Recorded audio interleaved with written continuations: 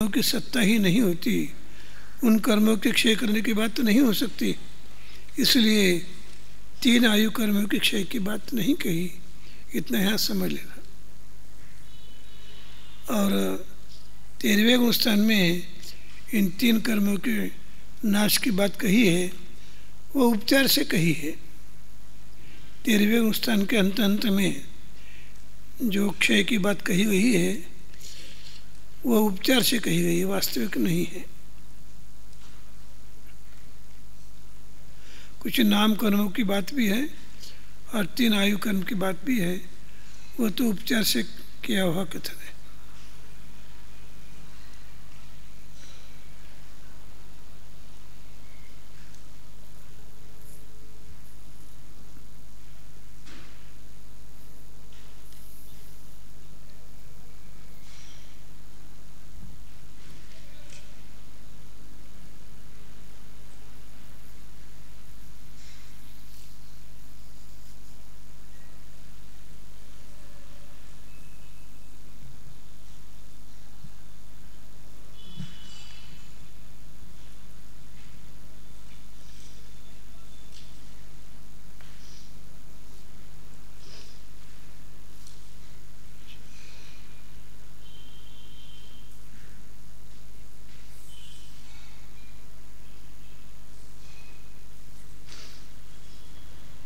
प्रश्नोत्तर विभाग में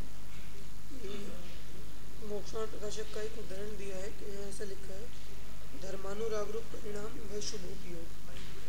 तो धर्मानुराग रूप परिणाम यदि शुभोपयोग कहेंगे तो जो जीव मतलब बिल्कुल भी धर्म नहीं करते, धर्मानुराग नहीं है बिल्कुल, फिर भी उनके अंतर्मुख में शुभ हो जाते हैं, तो वह शुभोपयोग किस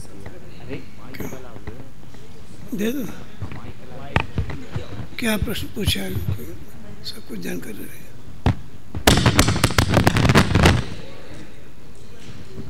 मोक्ष मार्ग प्रकाशक का उदाहरण यहाँ दिया है प्रश्नोत्तर विभाग में कि धर्मानुराग रूप परिणाम व शुभोपयोग।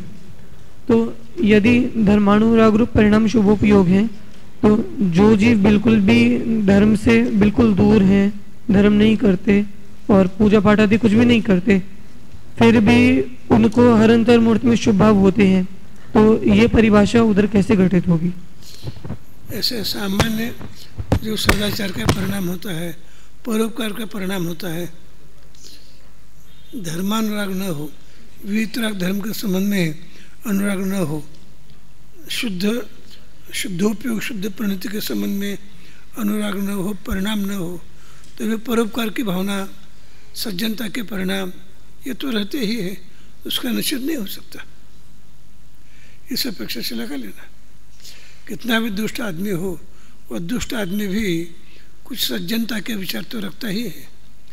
कितना भी दुष्ट हो, उसके मन में सज्जनता के परिणाम नहीं आते, ये बात नहीं है। एक बात इस संबंध में स्वामी जी ने बहुत महत्वपूर्ण बात कही है, उसकी निंदा भी बहुत हो गई है।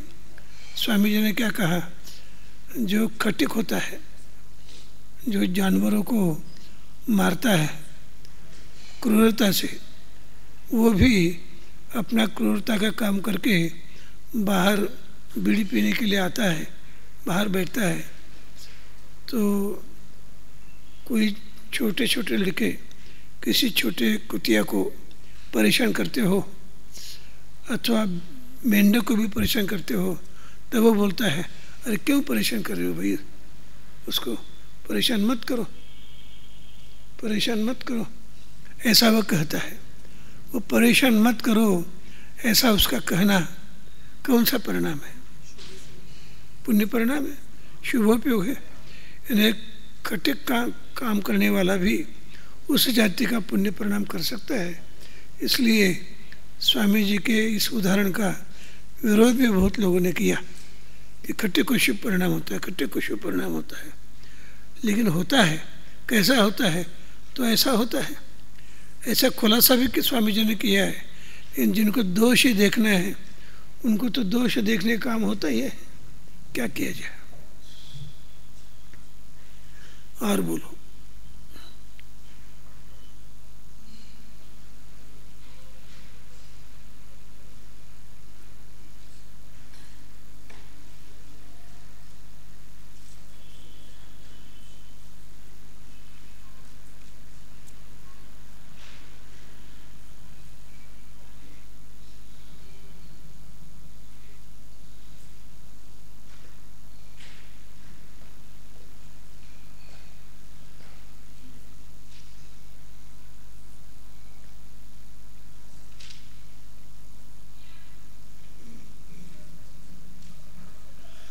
इस संदर्भ में मैं ये भी खुलासा करना चाहूँगा,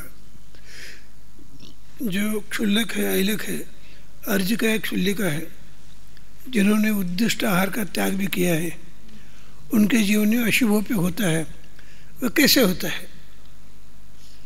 यानी जो 11वीं प्रतिमाधारी है, बहुत अच्छे हैं, उनके जीवन में भी अशुभोपयोग होता है।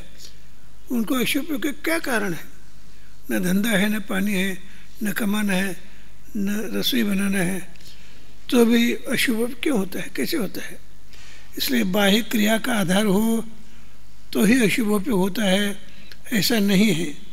परिणाम अपने अपने कारण से स्वतंत्र भी होते हैं। निमित्त न होने पर भी पुण्य परिणाम, पाप परिणाम होते ही रहते हैं। अकेले कमरे में बैठे बैठे भी आदमी पाप परिणाम नहीं कर सकता, ऐसा नहीं होता। पुण्य परिणाम भी कर सकता है, पाप परिणाम भी कर सकता है। उसके लिए निमित्त अनिवार्य है, ऐसा नहीं समझना। धर्म परिणाम, पाप परिणाम, पुण्य परिणाम, निमित्त का कथन करते हुए कुछ निमित्त बताया जा सकता है। निमित्त का कथन न करते हुए भी, निमित्त न होते हुए भी, जिस तरह हम देखते हैं कि छोटा बालक जो पालने में झूल रहा है, वो भी हंसता है। क्यों हंसता है? क्या हंसता है? नींद में हंसता है। तो क्या कारण है? बुद्धिपूर्वक तो कोई हंसाता नहीं है, लेकिन हास्य नौकेशा का उदय आने से हंसता है, अथवा स्वाभाविक रूप से परिणामों में कुछ आनंद सा परिणाम उसे होता है। उसे उसके साथ खेलते समय जैसा आनंद होता है उसे, उसी प्रकार नींद में भी कुछ न कुछ आनंद की अनुभूति उसे होती है। इस कारण से ऐसा काम होता रहता है।